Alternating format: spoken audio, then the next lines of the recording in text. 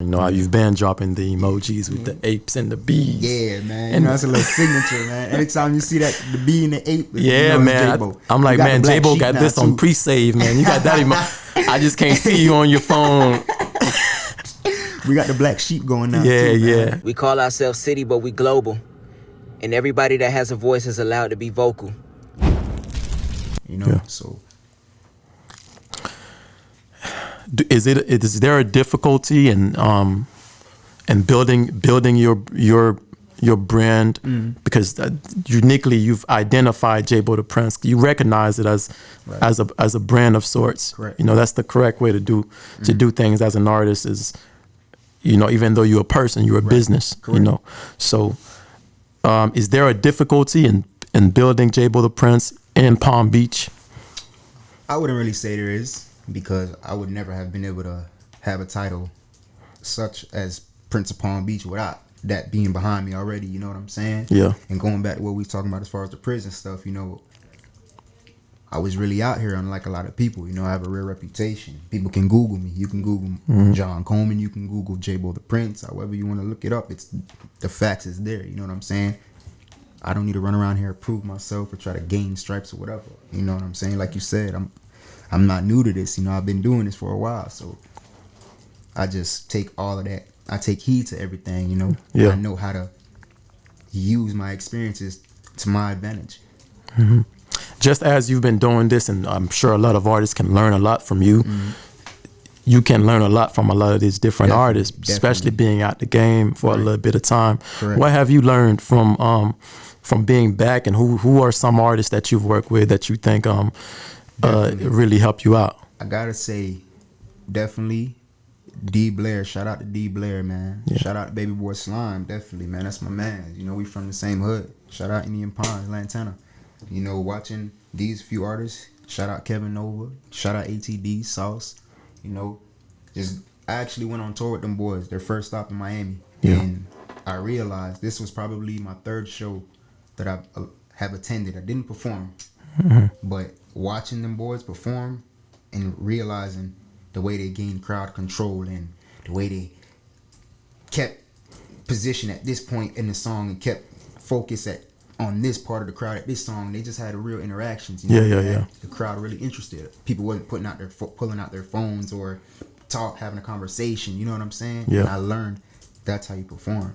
You don't get up there and you're stiff and you don't. At that point in your career, you're supposed to give them a show. It came to a performance. Exactly. The music doesn't matter. Give them something to watch, then they'll listen to the music. You know what I'm saying? Yeah. And I learn fast. I'm a very fast learner at any and everything I do. So I absorbed that, went back to my drawing board, man, and I watched my first performance that I did when I got out of prison, and it was so stiff, and I learned what exactly by my next show, which was Voltaire. You know what I'm saying? Yeah, I remember that performance. I'm sure a lot of people remember that performance from you. Yeah, I still got some of that water on me too. I still got some of that water on me, man. Yeah, you don't want to be in the front when JBO The Prince performing, boy. That's funny, man. No cap. Now we see it now. You know, you got to be memorable with it. You know, at the same time, it is a business, but you got to have fun with it. You know. Yeah. A wise person once told me. Actually, shout out to Amara, man. She right outside the studio. She actually asked me a couple weeks ago, or not asked me, told me. She said she really mostly appreciates JBO The Prince as a person more than the music. Word. Because she knows the real raw side of things, you know. She knows how real the music is, how authentic everything is, you know. And I've realized that when the music is that genuine and authentic, people can't help but gravitate towards it.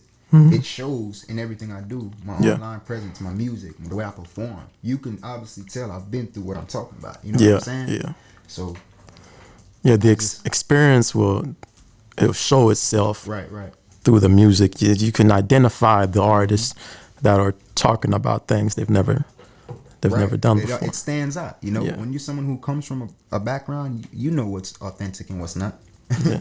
You know, some people are just better at putting on facades than others. That's all. Yeah, it's true. Yeah. So, what's next for you? You had the EP that dropped last year, late last year. Actually, March 7th. Arrogance. Yeah. So what's next for you? music wise? Well, definitely, like I said, we just shot the Big Dog video, so we doing a lot of promotion and marketing on the EP. We're getting ready to shoot the Murder Them video, so definitely it's gonna be something big. Y'all stay tuned for that, man.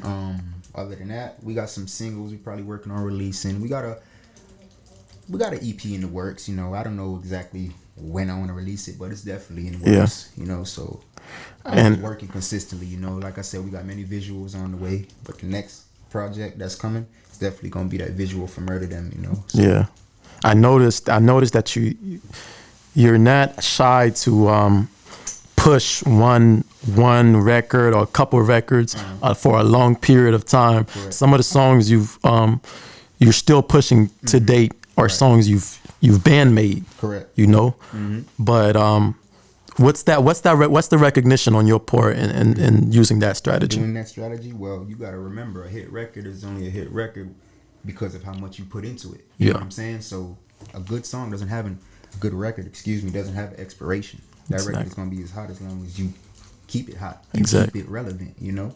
Yeah. If all of y'all know me for making new music, but I say, hey, I got 50 songs I just recorded, and then I show them to y'all now, it might be your favorite song. But I recorded those 10 years ago. You know what I'm saying? Yeah. So there's always a matter of strategics. It's just based off of what avenue you really want to take it, you know? So definitely, I just feel like I said, the quality of a record doesn't expire. So that's why I always market every record I do. Yeah. Yeah, I just said that to somebody a couple interviews ago. You know, that hit records aren't made, they're promoted, for sure.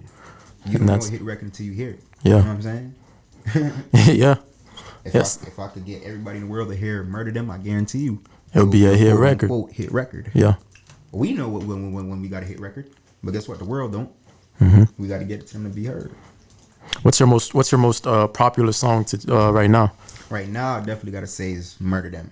Yeah. Definitely got to say it's Murder Them. You know, it's been doing numbers. Definitely, man. Under that, I gotta say it's probably Plug. Yeah. Plug. Yeah. That one's hard too. Yeah. Shout out to my man Breezy 1K too, man. He getting ready to come home. Yeah, when you listen to your music carefully and some of the things you're saying and stuff like that, like the way you put words together is different. It kind of gives me like a little bit of Lil Wayne, like the way Lil Wayne put words together. That's my biggest inspiration, to be honest, man. I guess biggest. That's my man's. I want to meet him. I'm going to meet him. You know what I'm saying? But it's just a time and place for everything. So, but the day I do, you know, I just want to have a convo with him just to let him know how influential he been on my craft and my life. You know, so for real, man. I used to push myself so hard when I was young. I used to set the bar so high it was almost unfair. You know, that's why another reason why I wouldn't really listen to too many people, because when I give them my honesty, they can't deal with it. You know, but I always felt like if I could push myself to this extent, so can you. So you're only gonna get out of something as much as you put into it. You know, I used to do an exercise when I started music. I used to freestyle consistently to every and any kind of instrumental on CDs. You know, I didn't even have no MP3 player. My dog would burn me a whole bunch of CDs. I just look in the mirror to myself and just freestyle over and over. Train my brain to be so diverse. My flow to be like a roller coaster. It can go any turn at any moment. You know. For sure. And you've inspired, like I said before, when I after your performance, I believe it was at Voltaire. You know, we had an interview with Kevin Nova beforehand. You know, and he's always expressing, you know, how much of an involvement you had in shaping him as an artist. Right. Yeah. So, you know, as far as inspiring everybody else, is that always a goal of yours? I mean, I wouldn't really say it's a goal of mine, because not everybody's gonna grasp what I do. You know, and I understand that. I can't please everybody, but for most people that give it a chance, they will be taught some way, shape, or form. You know, in a positive way. Because, like I said, I'm doing a lot more bigger, better, and positive things now. But it's all a matter of what you're willing and wanting to learn. You know. Yeah. You look at everybody, because everybody has different lessons to teach you. You just gotta know what it is you're trying to learn. For sure. How did you come up with the name? How were you given the name JBO The Prince? JBO The Prince, it actually has a meaning. That's funny you asked that. JBO stands for John being original, which is my name, John. And the Prince comes from the lifestyle that I lived and still currently, you know, somewhat way, shape, or form live. Yeah. The Prince the luxuries, you know, the fanciness, the fast life living, you know what I'm saying? Where I done came from, what I'm still doing now, you know? So it's just, it's a lifestyle, you know? The Prince comes from a lifestyle. Yeah. JBO, you said it's John before original. What's the first? John being original. That's dope, man. That's what's up. I never took it to be an acronym. Yeah. Hey, that's what's up, man. I try to have meaning behind everything I do, you know. Yeah, and you very well spoken too. Like people that have that's ever had a conversation with you, you know, they know that you are very well spoken and you're an intellectual at best. I appreciate that. Yeah, well, you know, like why did you take that route? Like, why do you carry yourself the certain way that you do as an artist? I mean, well, like I said, just coming from what I've came from, it's definitely shaped me, my experiences, you know. It was just like I had to adapt and accommodate in a lot of situations, you know. Not saying that I agree with everything I did. I just did what I had to do to survive, you know. Yeah. But that definitely shaped me on who I am today. You know, I've been in situations where, like I said, I've had to shut up to learn. So I humble myself many times, you know. I've almost lost my life plenty times, you know. So I had to just, once I got that last eye-opening blessing, I had to really realize, okay, I'm not talented. I'm really gifted, you know. And I could throw this away or I could keep thugging, you know what I'm saying? Yeah. But it could definitely always get to that point if necessary, you know. Like you said, I move a certain way so people don't try me. You know, there's a lot of people who know about JBO The Prince, so there's no need to go to that extent. Yeah. You know? I don't want to. I want to get money. You know what I'm saying? And live life with my people, you feel what I'm saying? I want to drive fast cars and do what I want to do, but I don't, if it has to, we're going to handle that. Yeah. It's that simple. I think your recent EP is like the most relevant to you as a person. Is the title of it that you could have, an elegant arrogance. What was the making of that EP like, and when did you realize that you really had to make this an EP? Well, that's a good question, man. It actually started when I recorded the intro record, Free Me. You know, I wrote that at 4 o'clock in the morning to myself. I couldn't sleep, you know. So I just wrote it, and then when I got out and I finally recorded that record, I realized it just sounded so good that I immediately started thinking of a visual for it. Yeah. And then as I was putting the visual together, I recorded the record after that, Gingerbread Man. By the time Gingerbread Man was finished, Gingerbread Man was like, whoa.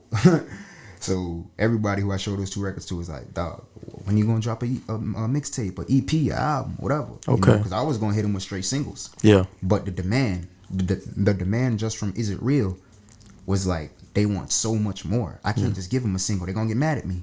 You know what I'm saying? Yeah, so yeah. I was like, okay. I went to my trusted ears. I let them hear what we got, and they said, yeah, it's time for a project. You know, so instead of doing a mixtape, giving them so much at once to indulge, let me give you a little 7 records, let it marinate on you. You know, cool. Hit after hit, blow for blow. Was Is It Real the first thing you dropped? It was actually the second record I dropped when I got out of prison. The first record I dropped, we never really did nothing with it because it was more so I was just getting my feet wet again. You know what I'm saying? Getting the feel of the mic again. So we didn't really do nothing with that record. But Is It Real? Yeah, that was the first actual record that we recorded and pushed when I got out. Yeah, that's the one I was seeing everywhere, mostly. And then you were performing certain songs that I don't even think you dropped. You ain't have them anywhere. Correct. But you'd perform them. Yeah. Yeah, that was actually the Elegant Arrogance before it came out. Yeah. Yeah. You know, so the tactic behind that was to see how people react to it, you know? Okay. Another strategy. So marketing strategy. So once I seen that the crowd is reacting to these records like this, I know I got to give it to them. Right. You know? I like to see where the demand is at before I give it to them. I want them to want it before I give it to them, you know? Okay, understood. Because I saw you probably had like 2 or 3 shows performing certain songs that I wasn't seeing anywhere. Right. You know, especially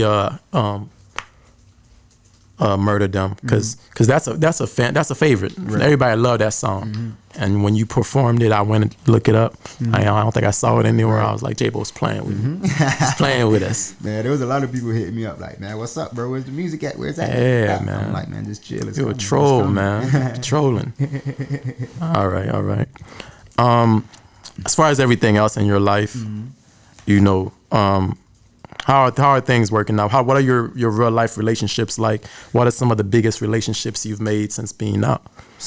Man, since I've been out, one of the biggest, like I said, was with my A&R over here, man. So the label, you know, getting a distribution deal. Like I said, achieving my license, you know, it's been a lot. It's been a rough road, you know. I was in like a couple relationships, but it ain't work out. Women is crazy. Yeah. You know what I'm saying? But that's definitely a broad topic we ain't got to touch. Yeah. No offense. You know what I'm saying? But I love them at the end of the day. I love women. I love all types of women. They're beautiful in my eyes. A lot of women are beautiful in their own ways. Yeah. And I'm very good at showing women how I appreciate them. You feel me? Okay. So, with that being said, most of my partners in a relationship don't really agree with my lifestyle, you know, or the music. So I gotta kind of be on edge in a way when it comes to that. Yeah. When I deal with women, I gotta deal with them a certain way so they don't catch feelings a certain way. You know what I'm saying? Okay. Yeah, that's understood. That's understood. That scared them? You scare them? Yeah, I wouldn't really say I scare them. I mean, I scare them in the way of like, damn, this man, he attracts a lot of women, but I ain't, you know, I don't really care to cheat or have multiple women if I'm in a relationship. You feel me? I've been there, done that. It's a headache. It's expensive, you know. So I'm straight.